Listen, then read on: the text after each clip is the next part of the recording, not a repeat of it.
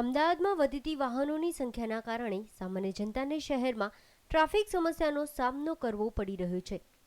સાથે સાથે પોલીસ પણ ટ્રાફિક સમસ્યાને હલ કરવામાં નહિવત કાર્યરત હતી અને લોકો પણ ટ્રાફિક નિયમોનું પાલન નથી કરી રહ્યા, જેથી શહેરમાં ટ્રાફિક સમસ્યા વધતી જઈ રહી છે.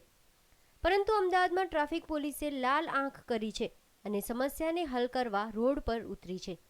આજે અમદાવાદના અતિવ્યસ્ત ગણાતા ઇન્કમટેક્સ 4 રસ્તા પાસે આજે ચાલુ વાહને મોબાઈલ ઉપયોગ કરનાર સામે પગલાં લેવા પોલીસ દ્વારા ઝુંબેશ ચલાવી હતી અને ચાલુ વાહને મોબાઈલ ઉપયોગ કરનારને અને બ્લેક ફિલ્મ લગાવેલી હોય તેવા વાહનોને રોકી તેના વિરુદ્ધ કાયદેસરની કાર્યવાહી હાથ ધરી હતી.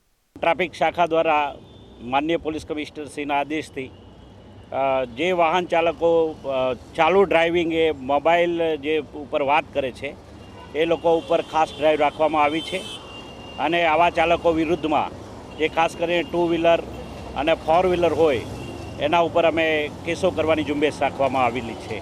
હાલમાં આ ઝુંબેશ અમે 5 દિવસ માટે કન્ટિન્યુઅસ આપી છે અને પછી પણ જરૂર પડશે ત્યારે અમે ઝુંબેશ એને લંબાવતા જઈશું અને આ ઝુંબેશ ચાલુ જ રહેશે. આજે પોલીસ દ્વારા ચાલુ વાહનો દરમિયાન મોબાઈલ ઉપયોગ કરનાર સામે લાલ આંખ કરી કડક કાર્યવાહી હાથ ધરી છે. ત્યારે આવનારા સમયમાં પોલીસ દ્વારા મોબાઈલ જમા લેવા સુધીની કાર્યવાહી હાથ ધરવામાં આવશે.